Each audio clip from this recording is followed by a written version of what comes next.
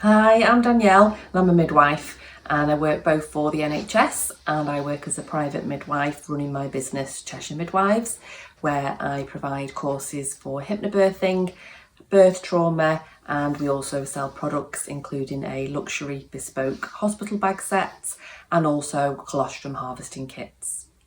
And it's the colostrum harvesting that I'm going to talk to you about today. I get a lot of ladies asking me lots of questions about colostrum harvesting, and it's also something that I do include in my birth discussions when I'm putting together birth plans for the ladies I look after. So I'm going to talk to you today about what it is. I'm going to talk to you about who it's recommended for, who can do it, and who it's not recommended for.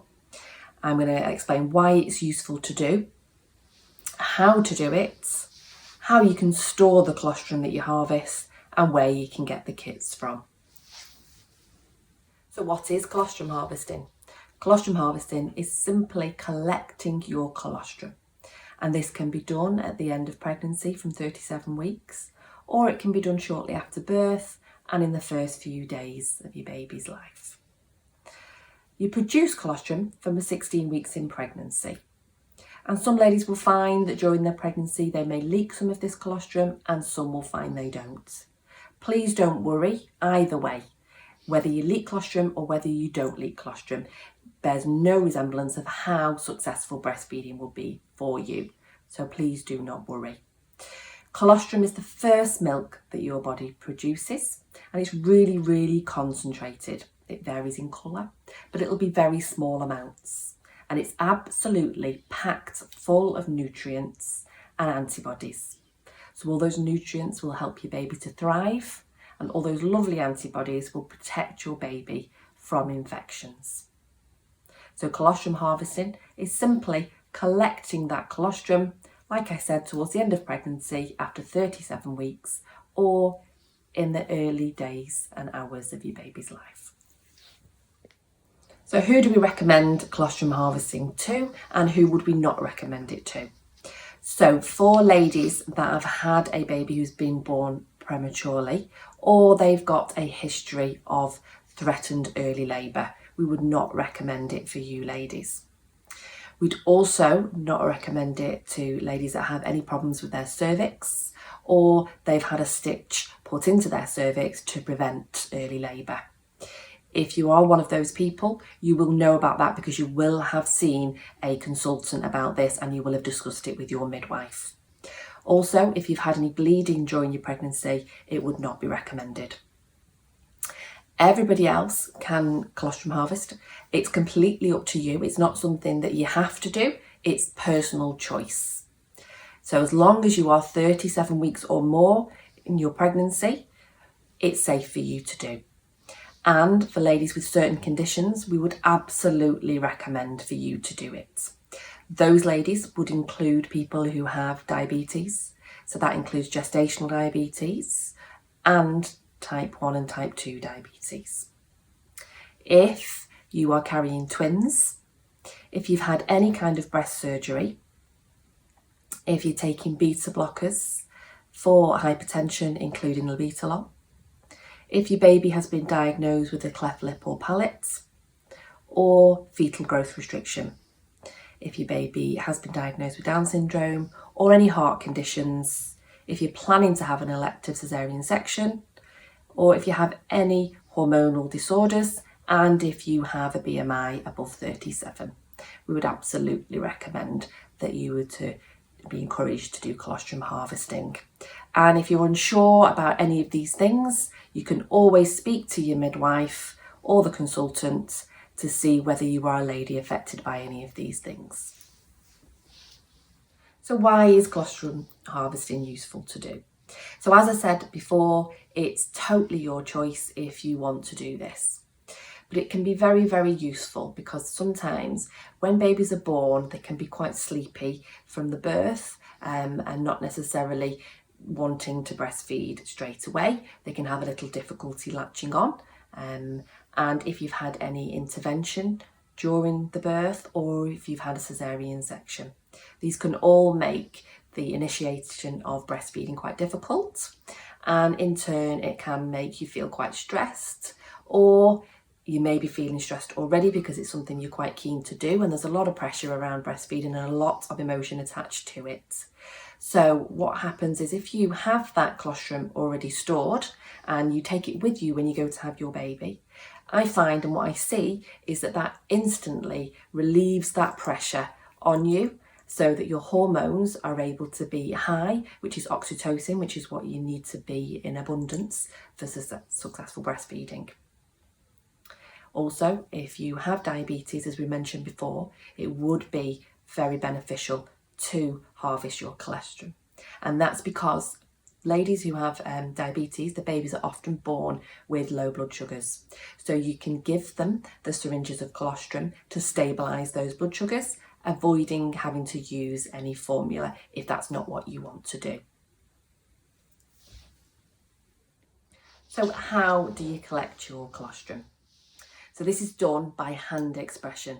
I really wouldn't recommend using a pump, either manual or electric, because your colostrum is so concentrated and thick and very small amounts. It gets lost in the equipment when you use pumps. So it's much better to hand express and collect in a syringe. So first of all, it's all about preparation. Preparation is absolutely key. Your hormones need to be flowing, and the hormones you need to be able to hand express are your oxytocin and your prolactin. Oxytocin is a hormone that helps your milk flow through your breasts and out of your nipple. And your prolactin is what then programs your brain to be able to produce more. So like I said, it's all about preparation. You need to be nice and relaxed. So make sure that you're in a private environment, you're not going to be disturbed. You might want to sit in your baby's nursery if you've done nursery for the baby, surrounded by your baby's things. You might want to have a nice bath. Okay, so when you're feeling nice and relaxed, you want to start off by doing some nice massage around your breast, and maybe try a warm compress as well. Massage your breast and gently rub your nipple between your fingers as well, which will help to release those hormones also. Okay, so I'm going to show you now how to hand express effectively. So I'm going to use this knitted breast today to be able to show you, and then I'm going to use the syringe here, which is used to collect the colostrum. And you'll see, unlike a normal syringe, it's got quite a wide opening, and that's so that you can collect that colostrum and not lose any. Okay, you've got the cap here, which is the lid to put on the top, and then you've got your labels for once you've finished to be able to label. So you're either sitting in the bath or you're sitting in a room that you find comfortable, you're feeling relaxed, you're nice and warm. You're going to gently start by just gently massaging your breast. Okay, you can just massage all around because you've got all these cells in your breast that are holding that colostrum in this part of your breast. And you can gently stroke your breast as well. This is going to be really helping to release all of that oxytocin all around your breast. Gentle massage. And like I said, you can get a warm compress if you want to. Make sure it's nice and warm, which will really relax your breast. And gently rub your nipple as well with your fingers. Again, really helping to release oxytocin and prolactin.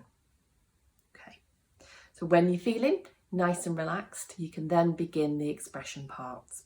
You want to hold your hand in a C shape like this, and you want to begin by finding the right part on your breast.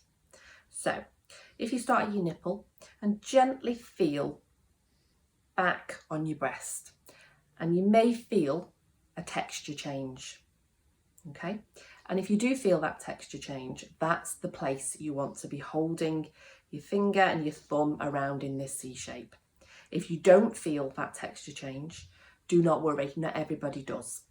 Just aim for about 2 to 3 centimetres back from your nipple area, and you have that lovely C shape. So then you begin the expression. So what I want you to do is gently compress your breast like this. So we're compressing, and you're holding for a few seconds and releasing, and compressing and releasing. And you want to go round your breast imagining it as a clock face, all the way round, gently compressing and relaxing.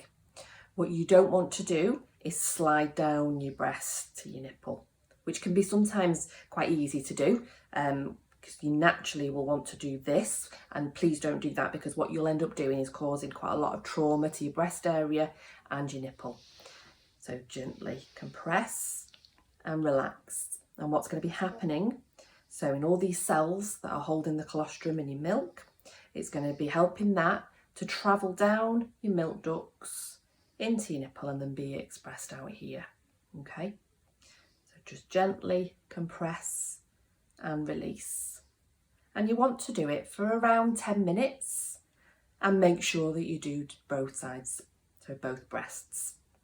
You can do it ideally for 3 or 4 times a day, but you can do it more if you've got the time and you want to. And then just carry on doing that.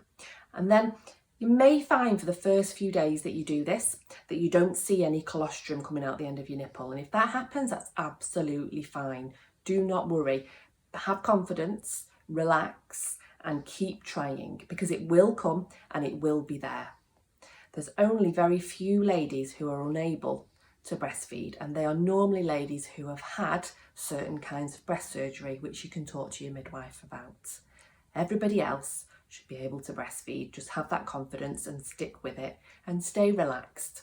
If you feel that you're getting a bit stressed or you're not enjoying the experience, then just stop that for that session and try again later. Okay, so once you find that it is starting to appear and coming out your nipple, again, remember it will be very small amounts because we nickname it liquid gold. Okay, it's so packed full of all those nutrients and antibodies. So it's very small amounts, because when a baby's born, their stomach is literally about the size of a marble, so they don't need much. So as you find the colostrum starting to come out, gently draw back on your syringe and then just collect it in the end. And as you begin to fill your syringe, you can pull it back. You may find sometimes when it comes out, it almost creates that little bit of a bubble on the top. So it prevents you putting more in the syringe. If that happens, that's fine. Just gently draw your syringe back and pull it forward slightly. It's just a little air pocket. And then keep collecting it in that syringe. Okay.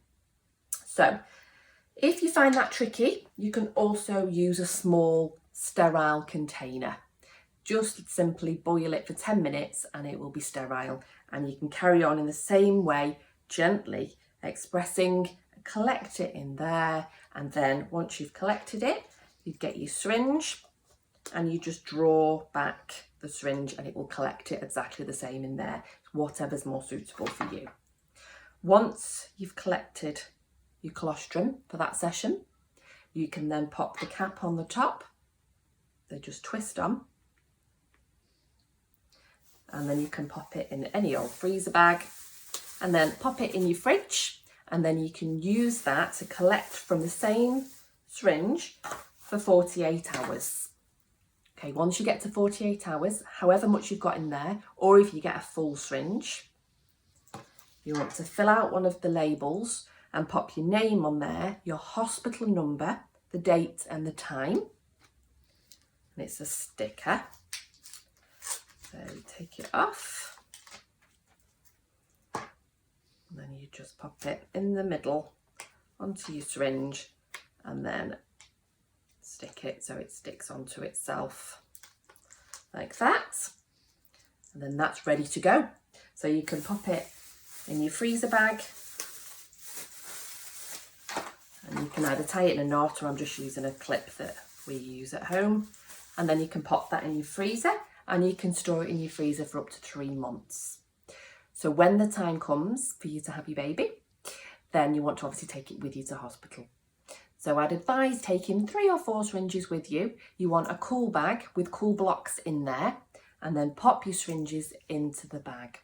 You can store it like that for 24 hours, or if your hospital's got a freezer, you can transfer it straight to their freezer once you get there. If you find you need any more whilst you're there, your partner can simply pop home and get them for you.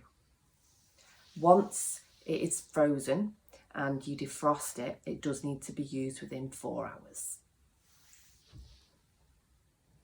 Okay, so where do you buy the kits from to be able to collect your colostrum? Well, you can simply just have a look on the internet and do a search on there. And I also sell them on my website, which is www.cheshiremidwives.co.uk.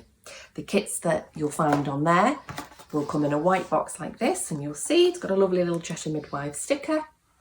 And then inside of the kit, once it arrives, you'll see you'll have everything you need. So you have a set of 10. So you have your 10 syringes that will come, which are exactly the same as the ones I've shown you on how to express. You'll have your 10 caps to be able to put on so that none of your colostrum will leak out and be wasted after all your hard work. You'll have a nice little booklet, which again will show you how to hand express as well. Some people prefer to read things, so that'll be in there for you. You have the labels, so you'll be able to put those on ready for when you go to hospital, because they're really important, because if they're in the fridge in the hospital or a freezer, there might be other people's in there, and you really don't want them to get mixed up when you've done all that hard work collecting it, so it can quite clearly state that they're yours. Also comes with what we call bonding patches. So they're nice, lovely little heart shapes like this. And they can be really, really useful just to get the oxytocin flowing. When you express in pregnancy, you can look at them, it can remind you of your baby. And obviously all that love that you'll be feeling for the baby, which will be really helping to rise the amount of oxytocin in your body. And if you also have a baby that you might be separated from after birth, it might have had to go to the neonatal unit for any reason, you can put that near the baby once you're holding the baby, perhaps in the neonatal units, and it'll pick up the scent from baby, and then you take it with you, and then once you're apart and you're doing that expression to be able to give the baby the colostrum, you can hold that close to you and still smell your baby's lovely scent. And then lastly, but certainly not least, we give you a complimentary hypnobirthing script, which has been written by myself. Thank you for listening. I really hope that you found this video useful, and I wish you every success with breastfeeding and your lovely babies. Thank you.